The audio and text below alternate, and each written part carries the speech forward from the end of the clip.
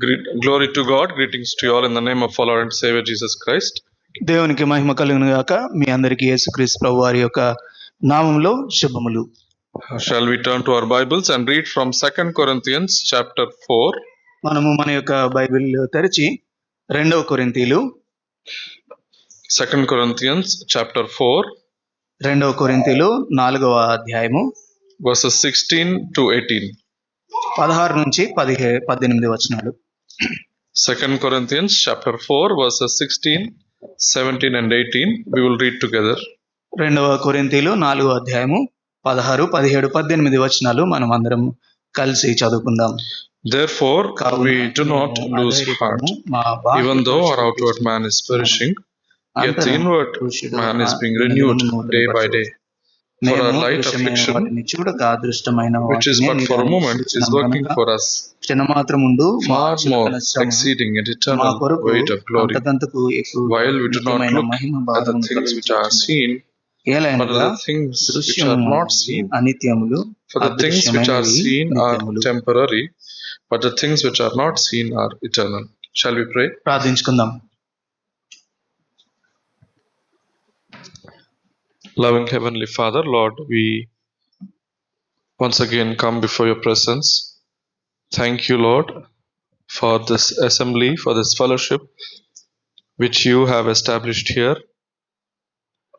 and even for us as a family since the past 1 year to be able to come together in this fellowship and be blessed by the ministry of your saints. Thank you for the Bible saturated fellowship that you have given, where the words of life are shared, are cherished, and are received with joy. Even as we have read your word, we commit ourselves to your hands. As Brother Joshua and I stand here, we accept that we are empty vessels waiting for your hand to be upon us. Fill us, Lord, with your glory. Let your Spirit take control over everyone participating in this prayer meeting. Only a Spirit can explain the scriptures. Only a Spirit can give us light in our innermost beings. May the words of every human and the wisdom of men be put to naught, and may your wisdom, may your words be spoken and be heard. Committing ourselves into your loving and guiding hands, we ask this in the precious name of our Lord and Savior Jesus Christ. Amen. Here we see the Apostle Paul making a very extraordinary claim. మనం ఇక్కడ అపోస్తలుడైన పౌలు గారు ఎంతో గొప్ప ఒక మాటను వ్యక్తీకరిస్తున్నాడు. He says, we do not lose heart. మేము అధైర్యపడము అని చెప్తున్నాడు. This is a very attractive thing to say. ఇది చాలా ఆకర్షణీయమైన మాట చెప్పడానికి. But maybe not true of every one of our lives. కానీ మనలో ప్రతి ఒక్కరి జీవితాల్లో ఇది వాస్తవము అయి ఉండకపోవచ్చు. Everyone wants to be like this. ప్రతి ఒక్కరు కూడా ఈ విధంగా ఉండాలని కోరుకుంటారు. Paul says, I do not lose courage. I do not lose courage. నేనేమి అధైర్యపడను. I am not afraid. నేను భయపడను. I am not depressed. నేను కృంగిపోను. I am not frustrated. లేదనంటే నేను విసుగు చెందను. we do not lose heart, he says. నేను నా యొక్క హృదయంలో ఉన్న ధైర్యాన్ని కోల్పోను అని చెప్తున్నాడు. We want to ask him, how is it that you are telling this great thing? అయితే మనం ఆయన అడగవచ్చు, ఇటువంటి గొప్ప మాటలను ఏ విధంగా చెప్పగలుగుతున్నావు? Because everyone in this world wants to be like this. ఎందుకనంటే ఈ లోకంలో ఉన్న ప్రతి ఒక్కరు కూడా ఈ విధంగా ఉండాలని కోరుకుంటారు. In this world we see that depression or fear is a big issue. మనం చూసే ఈ యొక్క లోకంలో ప్రస్తుతము మన జీవితంలో ఉండే భయము లేదనంటే ఒత్తిడి చాలా కఠినతరంగా ఉంటుంది. I was looking at a statistics which says from 2012 the cases of suicides increased exponentially. అన్న కొన్ని లెక్కలు చూస్తూ ఉన్నాడు. 2012 నుంచి చాలా ఎక్కువ ఆత్మహత్య కేసులు ఎక్కువ అయ్యాయి. What happened in 2012? ఏమైంది 2012లో? That was the time when mobile phone came into usage. 2012వ సంవత్సరంలోనే ఎక్కువ ఈ యొక్క మొబైల్ ఫోన్ వాడకం అనేది ప్రారంభమైంది. That was the time when Instagram and all the social media began to be used by people. అప్పుడే social media, Instagram ఇవన్నీ కూడా ప్రజల చేత వాడబడుతూ ఉన్నాయి. And now we see the stage in which we are. మనం ఇప్పుడు చూడగలం మనం ఎటువంటి పరిస్థితుల్లో ఉన్నాము అని. There is fear in our lives. మన యొక్క జీవితంలో భయం ఉంటుంది. But Paul says he has found the secret. కానీ పౌలు గారు ఒక రహస్యాన్ని కనుక్కున్నానని చెప్పారు. He says we do not lose heart. మనము ఆధైర్యపడనవసరం లేదు. Why should we listen to Paul? ఎందుకు మనము పౌలు గారు చెప్పిన మాటను వినాలి? One reason is because he is the inspired author of the scripture. మొట్టమొదటిగా ఆయనే ప్రేరేపించబడి ఈ యొక్క వచనాలను లేదంటే వాక్యాన్ని రాసిన వ్యక్తి. But a more pressing reason is that he is speaking out of suffering. కానీ మరి ఒక మంచి కారణం ఏంటి అని అంటే ఆయన తన శ్రమల్లో ఉన్నప్పుడు ఈ మాటలను మాట్లాడుతున్నాడు. Paul is not sitting in a palace in all comforts and then say I don't lose heart. పౌలు గారు ఏదో ఒక భవనంలో కూర్చొని రాజభవనంలో సౌఖ్యంగా జీవిస్తూ నేనేమి అధైర్యపడను అని చెప్పట్లేదు. కానీ he has experienced lot of suffering in his life. కానీ ఆయన తన యొక్క జీవితంలో ఎంతగానో శ్రమను అనుభవిస్తున్నాడు. Philippians chapter 4 verse 12. ఫిలిప్పీయులకు రాసిన పత్రిక 4వ అధ్యాయం 12వ వచనం 4వ అధ్యాయం 12వ వచనం. He testifies. ఆయన ఇక్కడ సాక్ష్యం ఇస్తున్నాడు. I know how to be abased, I know how to abound. Everywhere and in all things I have learned both to be full and to be hungry, both to abound and to suffer need. దీన స్థితిలో ఉండనెరుగుదును, సంపన్న స్థితిలో ఉండనెరుగుదును, ప్రతి విషయములోను అన్ని కార్యములలో కడుపు నిండు ఇండుటయు, ఆకలి కొని ఉండుటయు, సమృద్ధి కలిగి ఉండుటయు, లేమిలో ఉండుటయు నేర్చుకొని ఉన్నాను. Paul knew what was poverty and Paul knew what was riches. పౌలు గారికి తెలుసు ఏది బీదరికము, ఏది సంపన్న స్థితి అనేది. We think money will solve all problems. మనం అనుకుంటాము అనేక సార్లు ఈ యొక్క ధనము మన యొక్క సమస్యలన్నిటిని తీరుస్తుంది అని. But the reality is most of the suicides are committed by rich people only. కానీ వాస్తవికమైన పరిస్థితి ఏంటి అని అంటే చాలా ఆత్మహత్యలు ధనవంతులే చేసుకుంటారు. Because when we are rich, we don't turn to God. మనం ఎప్పుడైతే ధనవంతులం అవుతామో ప్రభు వైపు చూడం. Okay, even in 2 Corinthians chapter 4 verse 16 we read, 2 కొరింథీయులు 4వ అధ్యాయము 16వ వచనంలో మనం చదివిన భాగము, we do not lose heart even though our outward man is perishing. మనము ధైర్యపడము ఎందుకంటే మా బాహ్య పురుషుడు కృషించి ఉన్నను కూడా. He says my outward man is perishing. నా యొక్క బాహ్య పురుషుడు కృషించుచున్నాడు అని చెప్తున్నాడు. The word perishing is very important. ఇక్కడ కృషించి ఉండటం లేదంటే నాశనము అవడము అనేది ఒక మాట ఎంతో ప్రాముఖ్యమైనది. This word is used only 5 other places in New Testament. ఈ నూతన నిబంధనలో ఈ మాట 5 స్థలాల్లో రాయబడి ఉంది. We will look at only 3 of them. మనము 3 వచనాలను చూద్దాము ఈ మాట తోటి. In Luke chapter 12 verse 33. లూకా సువార్త 12వ అధ్యాయము 33వ వచనము.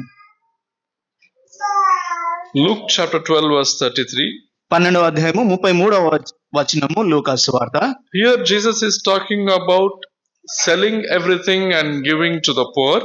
ఇక్కడ యేసు ప్రభు వారు అన్నిటినీ అమ్మి బీదలకు ఇవ్వాలని చెప్తున్నాడు. Because then you will have a treasure in heaven where moth does not destroy. అప్పుడే పరలోకమందు అక్షయమైన ధనం ఉంటుంది, అక్కడ చిమ్మట కొట్టదు అని ప్రభు చెప్తున్నాడు. In summer we put our woolen sweaters and clothes in the cupboard.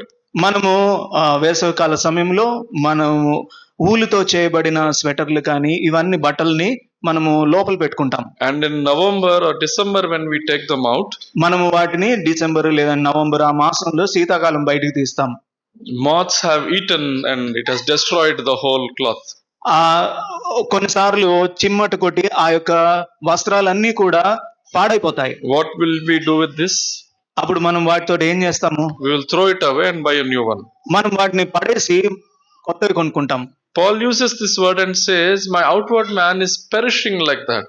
పౌలు గారు ఈ యొక్క విషయాన్ని సాదృశ్యంగా చూపిస్తూ మా యొక్క బాహ్య పురుషుడు కృషించుచున్నాడు అని చెప్తున్నాడు. My body is being destroyed slowly. నా యొక్క శరీరము అంచెలంచెలుగా నాశనం అవుతుంది అని చెప్తున్నాడు. Another usage is in Revelation chapter 8 verse 9. మరి ఒక వాడబడిన భాగము ప్రకటన గ్రంథము 8వ అధ్యాయము 9వ వచనం. In Revelation chapter 8 verse 9 we read of a third of the ships were destroyed, the second part. మనం చూస్తే 3 భాగము వంతు ఓడలు నాశనం అవడం చూస్తాం ఈ వచనంలో. This is a sudden destruction. ఇది ఆకస్మికంగా వచ్చిన ప్రమాదము. A great mountain burning with fire was thrown into the sea. ఆ గొప్ప పర్వతము ఆ యొక్క సముద్రంలో పడదోయబడింది. And ships were destroyed. అప్పుడు ఆ ఓడలన్నీ కూడా నాశనం అయిపోయాయి. Paul says, my outward man is perishing in this way. ఈ యొక్క విధంగా నా యొక్క బాహ్య పురుషుడు కృషించిపోచున్నాడు అని పౌలు చెప్తున్నాడు. There are attacks by people and diseases on my body. నా యొక్క శరీరములో ప్రజల యొక్క దాడులు అవన్నీ జరుగుతూ ఉన్నాయని ఆయన పౌలు గారు చెప్తున్నాడు. In spite of all this, he says, I don't lose heart. ఇవన్నీ జరుగుతున్నప్పటికీ కూడా పౌలు గారు అంటున్నారు, నేను అధైర్యపడను. In Revelation 11 verse 18, ప్రకటన గ్రంథము 11వ అధ్యాయము 18వ వచనంలో చూస్తే we read about the wrath of God which will destroy the earth. మనం చూడగలము దేవుని యొక్క ఉగ్రత, కోపము భూమి అంతటిని నాశనం చేస్తుంది. In this way our bodies are also perishing. ఈ విధంగానే మన యొక్క శరీరాలు కూడా నశిస్తూ ఉన్నాయి. We are subject to two forces which destroy us. మనల్ని నశింపజేసే 2 ప్రభావాల క్రింద మనం ఉంటాం. One is the fallen nature of human being. మొట్టమొదటిగా పడిపోయిన పతనమైన మానవుని యొక్క జీవితము లేదంటే నైజం. The second is fallen people around us. రెండవది ఏంటి అనంటే మన చుట్టూ పక్కల ఉన్న నశించిపోయిన ప్రజలు. In Romans chapter 8, రోమీయులకు రాసిన పత్రిక 8వ అధ్యాయము verse 20 to 23, 20 నుంచి 23 వచనాలు చూస్తే we read about how the creation is waiting in hope. మనం చూస్తాము ఏ విధంగా సృష్టి నిరీక్షణతోటి వేచి చూస్తూ ఉందో. And it talks about, verse 23 talks about, we also who are saved, we also are groaning within ourselves, eagerly awaiting for the adoption, the redemption of our bodies.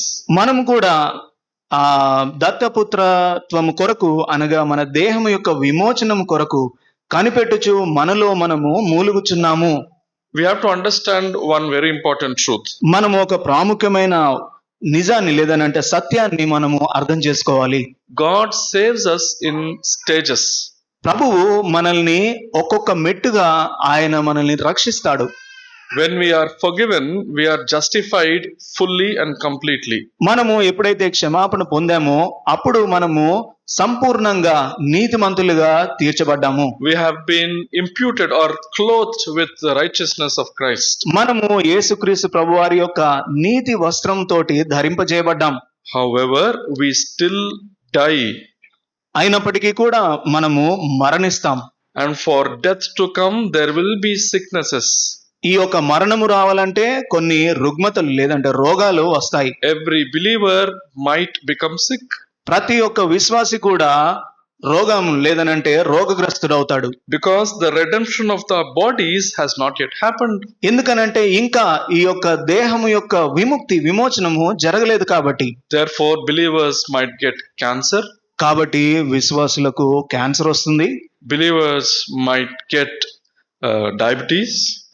విశ్వాసులకు మధుమేహ వ్యాధి వస్తుంది, sugar. Believers might get hurt, might get fractures and might get surgeries. విశ్వాసులు వారి యొక్క ఎముకలు విరుగుతాయి, వారికి శస్త్రచికిత్స జరుగుతుంది. Because all this might happen to us, we groan inwardly and wait for the redemption of our bodies. ఇవన్నీ ఎందుకు జరుగుతాయంటే మనం ఇంకా ఎదగటానికి, దేవుని యొక్క విమోచన కొరకు కనిపెట్టబడడానికి. And believers might face natural calamities. అదే విధంగా విశ్వాసులు ఈ యొక్క ప్రకృతి వైపరీత్యాలకు గురి అవుతారు. Because of which our outward man will be perishing. దాన్ని బట్టి మన యొక్క బాహ్య శరీరం లేదనంటే బాహ్య శరీరము కృషిస్తుంది. And 2 Corinthians chapter 4, 2 కొరింథీలు 4వ అధ్యాయము just above the verses we read in verse 9, if we see, మనము చదివిన వచన భాగాల కంటే పైన చూస్తే 9వ వచనంలో చూస్తే he says, we are persecuted but not forsaken, struck down but not destroyed. తరుమబడుచున్నను దిక్కులేని వారము కాము, పడద్రోయబడినను నశించు వారము కాము. Someone is persecuting Paul. ఇక్కడ 8వ వచనం నుండి ఎటుపోయిన శ్రమ పడి ఇక్కడ పౌలు గారిని శ్రమ పెడుతూ ఉన్నారు. Someone are striking down Paul. అదే విధంగా పౌలు గారిని తరుముచు ఉన్నారు, ఆయన వెంటబడుతున్నారు. There will always be people around us who will try to destroy us. మన చుట్టూ ఉన్న కొంతమంది ప్రజలు ఉంటారు, వారు ఎప్పుడు కూడా మనల్ని నశింపజేయడానికి చూస్తూ ఉంటారు. The Bible does not tell us that we are saved out of this fallen nature now itself. Bible గ్రంథము ఈ విధంగా మనకు చెప్పదు, మనము ఇప్పుడే పతనమైన ఈ యొక్క ప్రదేశంలో నుండి లేదంటే పతనమైన స్థితిలో నుండి వెంటనే రక్షించబడతాము అని. While we are in this world, we will experience what the rest of the earth experiences. మనము ఈ యొక్క భూలోకంలో ఉన్నప్పుడు ఏ విధంగా అయితే ఇతరులు బాధపడతారో శ్రమ పడతారో ఆ విధంగానే మనం కూడా ఈ భూమి మీద శ్రమ పడతాము. But what the Bible does say is, we do not lose heart in these situations. కానీ బైబిల్ గ్రంథము ఏమి స్పష్టంగా చెప్తుంది అని అంటే ఇటువంటి పరిస్థితుల్లో కూడా మనము అధైర్యపడము. Paul at least says, my outward man is perishing, but I don't lose heart. ఇక్కడ పౌలు గారు అంటున్నారు, నా యొక్క బాహ్య పురుషుడు కృషించిపోయినను నేను మాత్రము అధైర్యపడను. Why? ఎందుకు? He says in verse 16 as we continue, the inward man is being renewed day by day. చూడండి 16వ వచనము 2వ భాగంలో, అంతర్య పురుషుడు దినదినము నూతన పరచబడుచున్నాడు. So whatever the secret is for not losing heart, మనము అధైర్యపడవద్దు అనే దానికి ఉన్న మర్మము లేదనంటే దాని యొక్క విషయం ఏంటి అని అంటే, whatever it is, it happens or it renews every day. మనము ఏది జరిగినా కానీ ప్రతి దినము అది నూతన పరచబడుతుంది. It is not a one time event. అది ఒక్కసారి జరిగే ఒక కార్యం కాదు.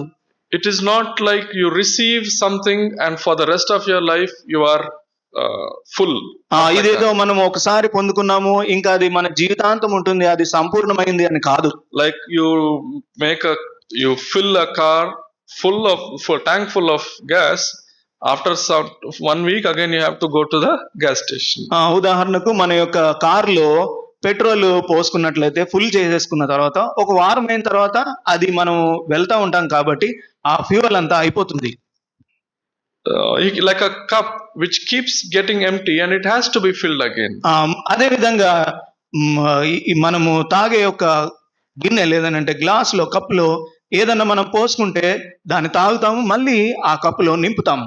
Or like the body which needs energy every day. అదే విధంగా మన యొక్క శరీరానికి ప్రతి దినము కూడా శక్తి అవసరము. We cannot say I had food yesterday, therefore I will have energy today. మనం ఈ విధంగా చెప్పలేము, నిన్న నేను తిన్నాను కాబట్టి ఇంకా ఈ రోజు నాకు ఆహారం అవసరం లేదు అని మనం చెప్పలేము, అది అసాధ్యము. Yesterday's food gave energy yesterday.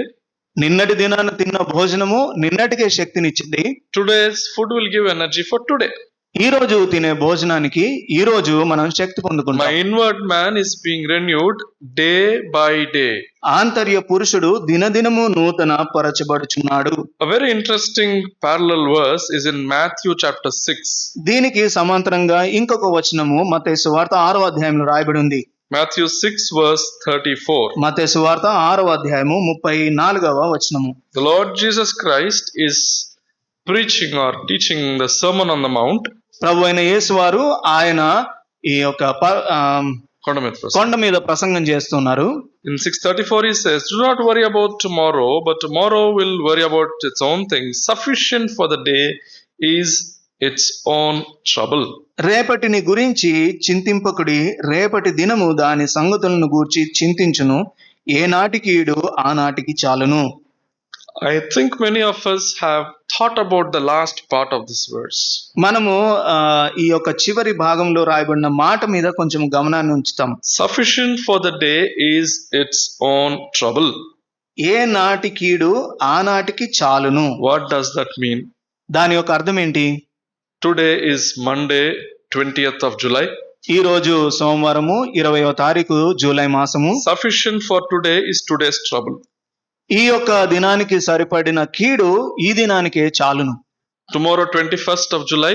21వ తారీఖు రేపటి దినము. What is there? అక్కడేముంది? According to this verse, ఈ యొక్క వాక్య ప్రకారము the trouble for tomorrow is sufficient for tomorrow. రేపటికి జరిగే కీడు ఆ రేపటికి చాలును. So every day, what is there specially for us? కాబట్టి ప్రతి దినము మన కొరకు ఏంటి ప్రత్యేకంగా ఉంచబడింది? The day's trouble. ఆ దినముకుండే కీడు. Is this sinking in our hearts? ఇది మన మనసులో ఇంకిపోతుందా? Bible speaks very plainly. Bible ఎంతో స్పష్టంగా తేటగా మాట్లాడుతుంది. Every day of our life there is trouble. చూడండి, మన యొక్క ప్రతి రోజు మన జీవితంలో కీడు ఉంటుంది, సమస్య ఉంటుంది. What Christ is saying here is, enough for that day is that day's trouble. Don't borrow from tomorrow's trouble. చూడండి, యేసుక్రీస్తు ప్రభు వారు చెప్పే మాటలు, ఆయన ఈ దినానికి సరిపడా కీడు ఇక్కడికే చాలు, రేపటి గురించి ఈ కీడును మళ్ళీ నువ్వు ముందుకు తీసుకొని వెళ్ళొద్దు. Correct. There is a parallel verse which gave me comfort in Lamentations chapter 3 verse 23. We know this verse. దీనికి సమాంతరంగా ఉన్న మరొక వచనం నా అన్నకి ఎంతో ఆదరణ అనుగ్రహించింది. Lamentations 3:23. విలాప వాక్యములు 3వ అధ్యాయము 23వ వచనము. He says, as the word song we sang, great is thy faithfulness, your mercies are new every day. మనము ఇందాక పాడుకున్నాము, దేవుని యొక్క నమ్మకత్వము ఎంతో గొప్పది, అది ప్రతి దినము ఆయన వాత్సల్యత ఆయన మనకు చూపుతున్నాడు అని. So on one hand we have trouble for each day. కాబట్టి ఒక చేతిలో ప్రతి దినము మనకు కీడు లేదంటే సమస్య ఉంది. On the other hand we have mercy for each day. తర్వాత ఇంకొక చేతి వైపు ఆయన కృప ఉన్నది. Both of these are setting off each other. రెండు కూడా ఈ విధంగా కలిసి ఉన్నట్టుగా ఉన్నాయి. Today's mercy for today's trouble. ఈ దినానికి ఉన్న శ్రమకు లేదంటే సమస్యకు ఈ దినము కీడు, ఈ దినము దేవుని యొక్క కృప ఉన్నది. Tomorrow's trouble needs tomorrow's grace. రేపటి యొక్క సమస్యకు రేపటి కృప ఉన్నది. If I want to survive tomorrow's trouble on today's mercy, I am doomed. I am destroyed. ఒకవేళ నేను రేపు కలిగే యొక్క కృప కోసము ఈ దినము ఆధారపడితే, రేపు కలిగే సమస్య కోసము ఈ దినము ఆధారపడితే మనము మన జీవితము పాడైపోతుంది. Very good. పడిపోతుంది. Tomorrow when I should wake up and ask the Lord, give me your mercy for today. రేపు నేను నిద్ర లేచినప్పుడు, ప్రభువా ఈ దినానికి కావలసిన కృపను నాకు అనుగ్రహించుము. Throughout the day renew me by your grace. ప్రభువా ఈ యొక్క దినమంతటికి కూడా, ఈ దినమంతటిలో కూడా నీ యొక్క కృపతోటి నన్ను నూతన పరచుము. Because I have trouble for today. ఎందుకనంటే ప్రభువా ఈ దినానికి నాకు సమస్య ఉన్నది. At that moment I am not thinking about tomorrow. ఆ యొక్క సమయంలో నేను రేపటి గురించి నేను చింతించట్లేదు. I am not thinking about yesterday. నిన్నటి దినాన ఏం జరిగిందో నేను ఆలోచించట్లేదు. Only about today. కేవలము ఈ దినం కొరకే ఆలోచిస్తున్నాను. Today's mercy for today's trouble. ఈ దినానికి సంబంధించిన సమస్యకు ఈ దినమే కృప ఉన్నది. And tomorrow again I will go and ask the Lord mercy. మరి తర్వాత దినము రేపటి దినాన్ని వెళ్ళి ప్రభు యొక్క కృపకై నేను ప్రాధేయపడతాను. What does this mean? దీని యొక్క అర్థం ఏంటి? It means we become empty every day. దీని యొక్క అర్థం ఏంటి అని అంటే, మనము ప్రతిదినము కూడా ఖాళీ అవుతున్నాం. You may not like this design that God has made. ఈ దేవుడు చేసిన ఇటువంటి విధానము ఒకవేళ మనకు నచ్చకపోవచ్చు. You may think, Lord, give me all the mercy for the whole life, I will not come again. ప్రభువుని మనం అడగవచ్చు, ప్రభువా నా జీవితాంతము సరిపోయే కృపను నాకు అనుగ్రహించు అని. That is not how Christian life works. కానీ క్రైస్తవ జీవితము ఆ విధంగా పనిచేయదు.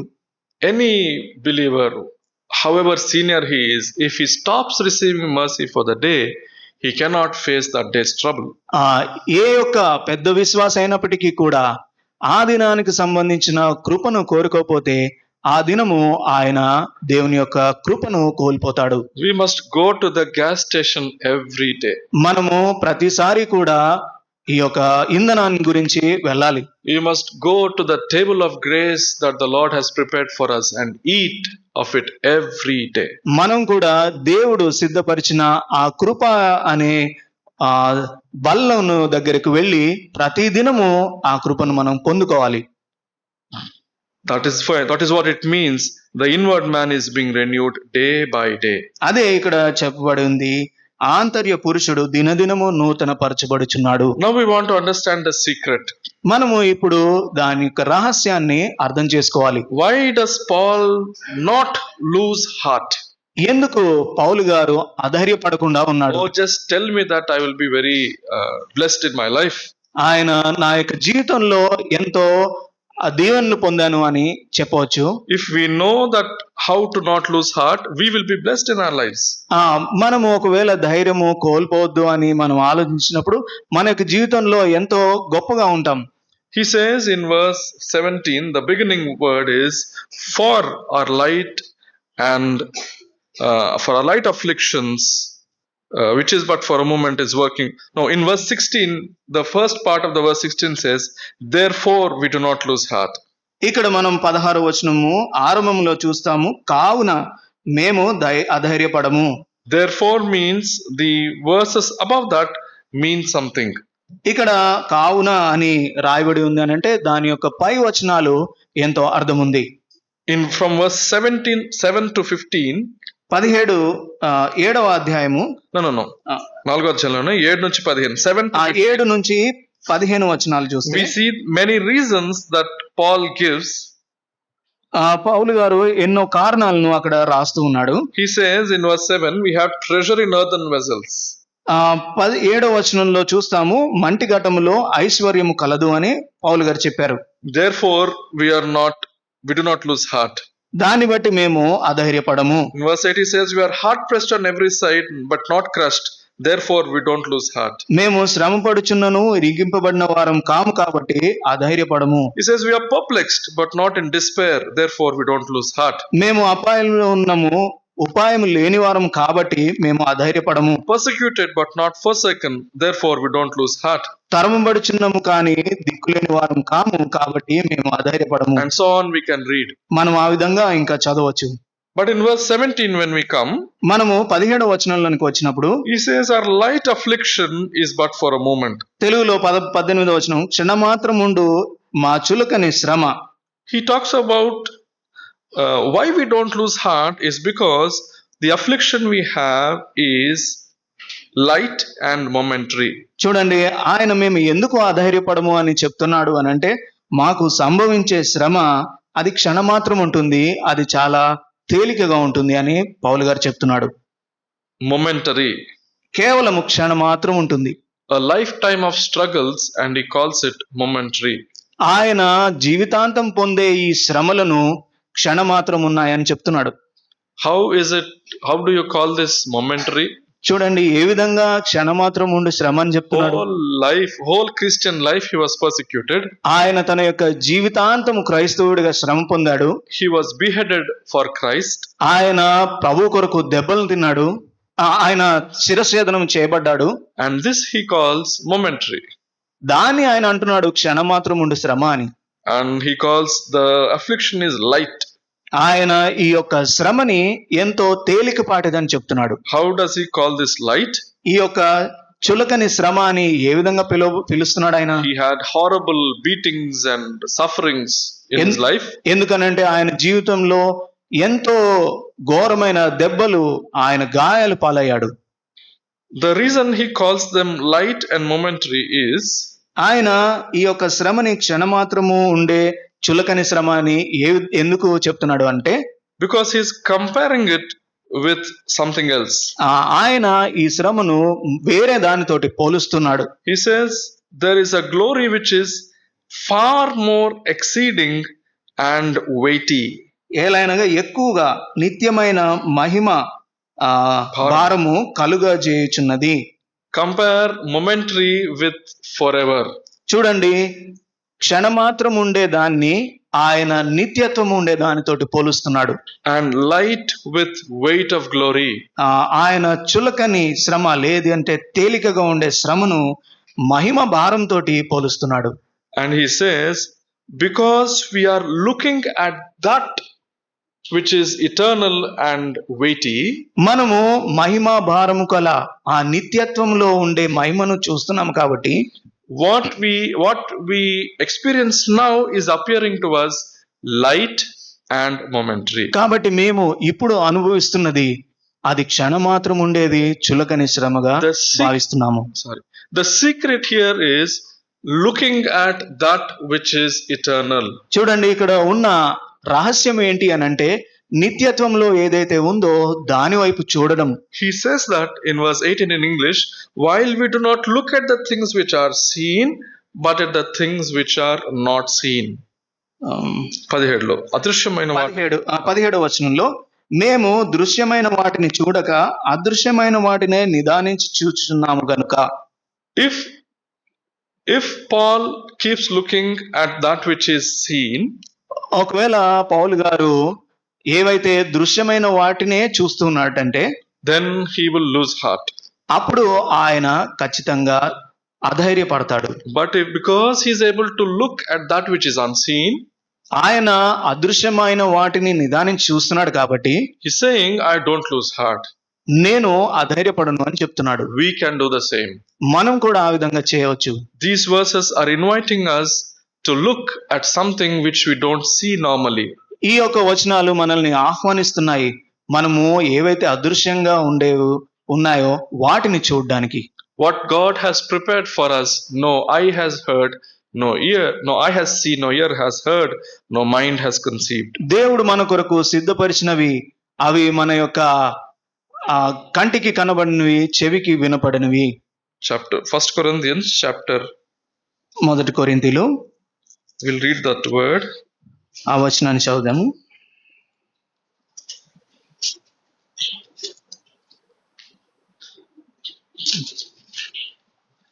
Can anyone point out that word? ఎవరన్నా? No eye has seen, no ear has heard, no mind has conceived what God has prepared for those who loved him.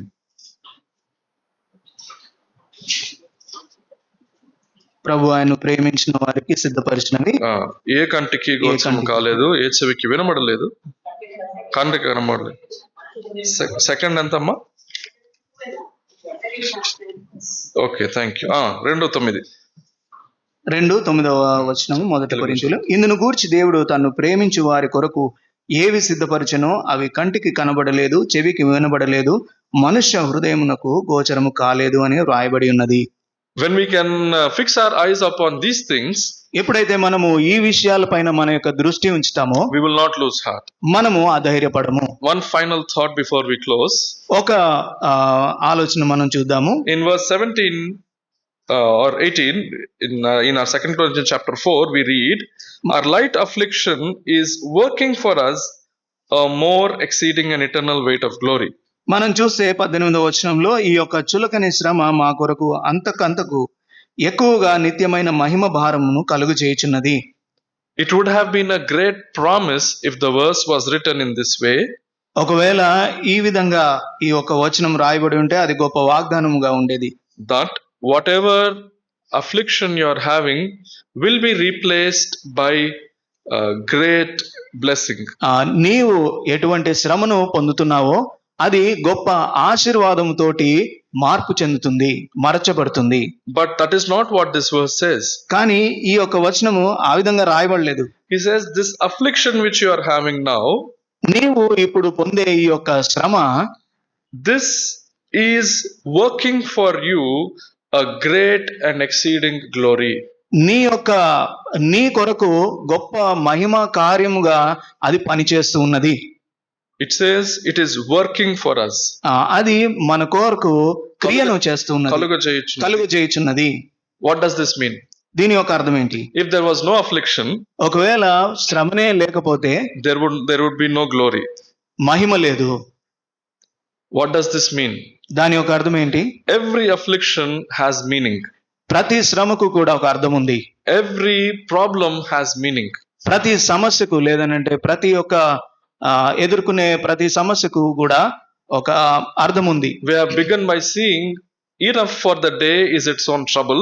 మనం చూసాము ఏనాటి కీడు ఆనాటికి చాలును అని.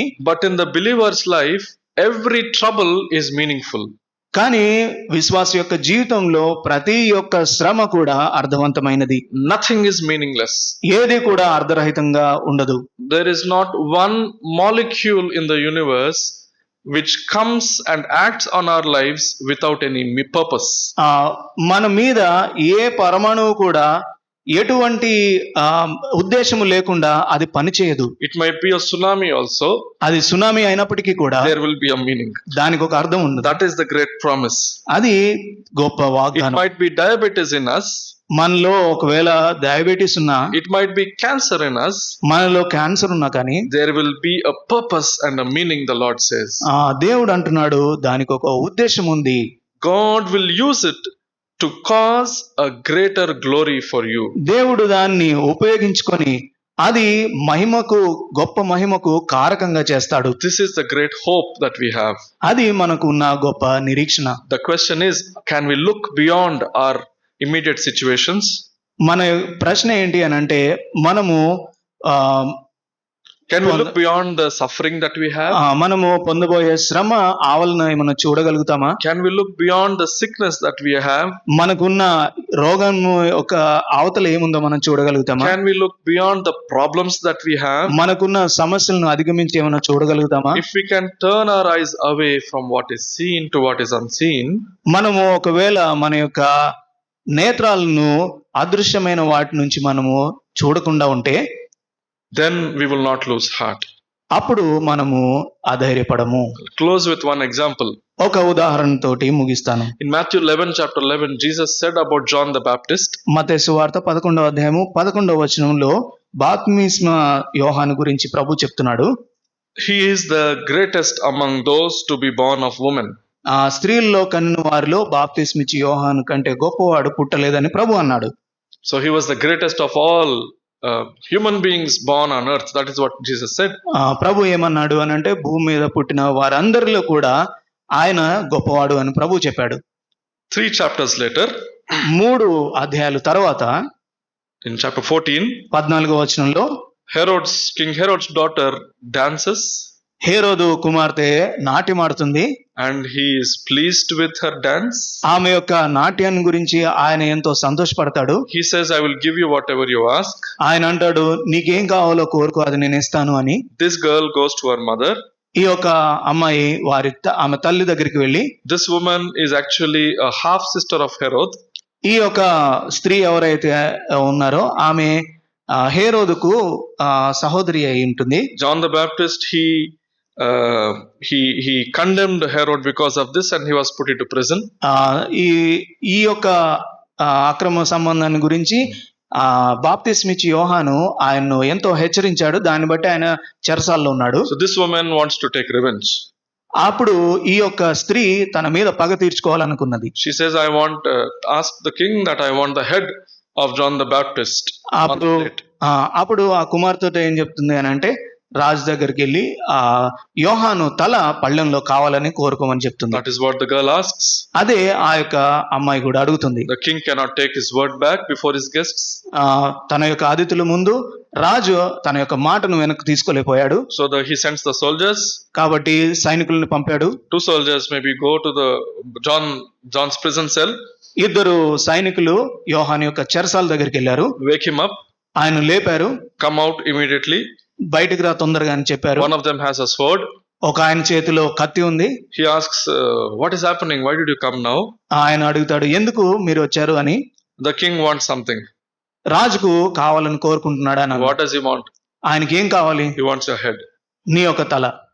Why does he want my head? ఎందుకు ఆయనకు నా తల కావాలి? That girl, his daughter, she danced. She asked for your head. కూతురు ఎవరైతే నాట్యం ఆడిందో ఆమెకు కావాలి అని. Imagine what would have gone through John's mind in the last 30 seconds of his life. చూడండి, ఆలోచిస్తే ఒకవేళ మనం ఈ యొక్క దృశ్యాన్ని ఊహిస్తే యోహాను గారి యొక్క మనసులో ఈ 30 సెకండ్ల సమయంలో ఏమి ఆయన ఆలోచించుంటాడు? My life is being taken for a dance of a girl. నా యొక్క జీవితము కేవలము ఒక అమ్మాయి ఆడిన నాట్యాన్ని బట్టి తీసుకొని పోబడుతుందా? Is this what my life is worth? దీనిగా నా యొక్క జీవితం ఈ జీవితానికి ఇదా విలువ ఉంది అని. When we look at what is seen, we think this is meaningless. మనము ఏదైతే చూస్తామో మనము దాన్ని అనుకుంటాము ఇది అర్ధరహితంగా ఉంది అని. But I believe God has given John at that moment a revelation. కానీ నేను అనుకుంటాను, నేను నమ్ముతాను, దేవుడు ఆ యొక్క సమయంలో యోహాను గారికి ఒక దర్శనము లేదంటే ప్రకటన ఇచ్చి ఉంటారు. John, you are the greatest to be born among women. యోహాను, నీవు స్త్రీలలో కన్న వారిలో ఎంతో గొప్పవాడివి. Your death will not be wasted. నీ యొక్క మరణము వ్యర్థంగా ఉండదు. Don't think it is the plan of a king and his wife and his daughter. నీవు అనుకోవద్దు అది రాజు యొక్క లేదంటే ఆ స్త్రీ ఆ కుమార్తె యొక్క ప్రణాళిక అని నువ్వు అనుకోవద్దు. This suffering is working for you a far greater glory in heaven. ఈ యొక్క శ్రమ నీ కొరకు గొప్ప మహిమను కలుగు చేయడానికి కార్యం చేస్తుంది. Our lives might look meaningless to us now. మనకు ప్రస్తుతం మన యొక్క జీవితాలు అర్ధరహితంగా ఉంటాయి.